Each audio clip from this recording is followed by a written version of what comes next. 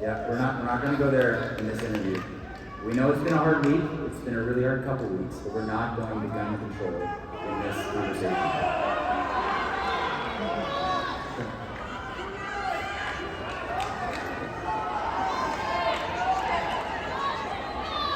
You want to go there?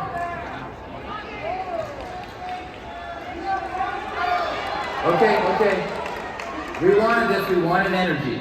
We've arrived in that, right? The theme of today is audacious. That's not going to be solved in 4 minutes on this stage, right?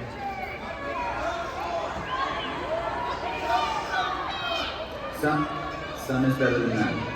Some is better than that. Walk us through. We need to be fireworks, right?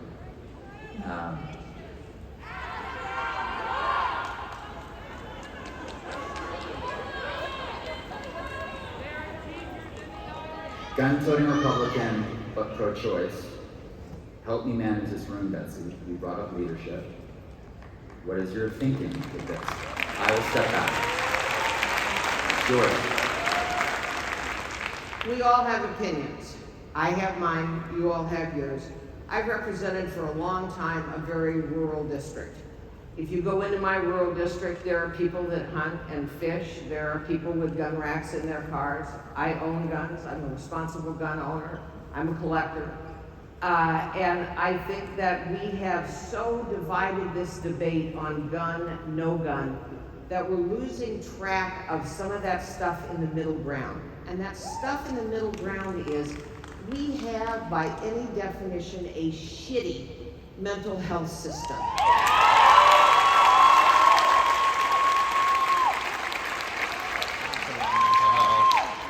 We cannot impose solutions for school safety on communities where their values differ from Salem.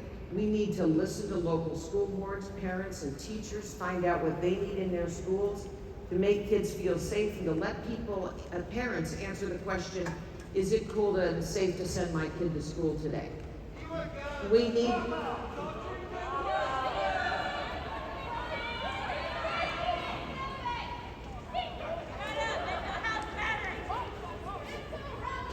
It's your room. It's your room. The mental health issue is one that we have to seriously work on. We have paid lip service to a mental health system in crisis. We are not acting like it is in crisis. That ought to be our highest priority. A long time ago, we promised that communities would be able to support people in mental health crisis, and we haven't provided, we the legislature, we haven't provided the resources to make that a reality. And so I think we need to do that. People in this country are going to own guns. I think. Stop. The style of the gun doesn't dictate the lethality, but I think. Hey.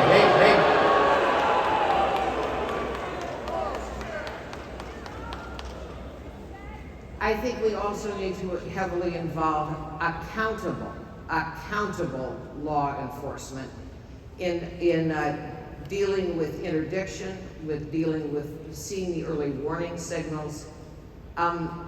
What happened in Texas is the act of a madman. It is repugnant and it is repulsive. Yep. There were apparently some signals. We have to be, as a society, continuously more vigilant about what those signals are, and we need to work for early introduction, early treatment, early care, and early support for people suffering mental health crises. Agreed. So let me just try and land a plane on this room, okay? Really hard couple weeks, right? And as a Canadian, I don't understand it. We have universal background checks in Canada. Australia, the UK, right? It's an American problem. It is an American problem. We're not going to solve that in this interview.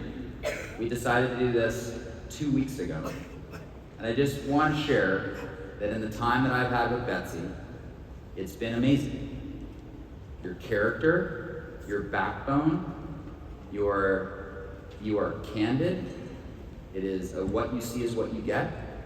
I know you hand deliver prescription drugs to your constituents in Tillamook County. I know they lean on you. I know you're up at 4 in the morning working, right? You don't have to be doing the shit. It's not a campaign. Look, we get asked all the time on our TEDx Portland team, why don't you get involved in public service? We are so scared because you get eviscerated in public. Right? I'm happy to talk to Tina, happy to talk to Tobias. We don't have 2 hours to do a debate, and this isn't KGW, okay? We're just trying to offer an intimate conversation in front of 7,000 people with a courageous woman, right? And I'm sure, I know Tobias from my 90 days, he's amazing. He's all the things, right? We just wanted to talk about Multnomah County, a little bit of Portland, and a little bit of Oregon, right? We all have work to do. The point of today is we all have work to do. Okay? So appreciate the rafters, we knew we were going to get that, right? Nothing is a surprise here. But let's be respectful, all right?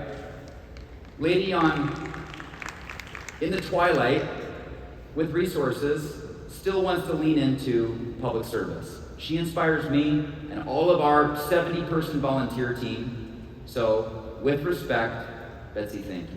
Thank you for coming.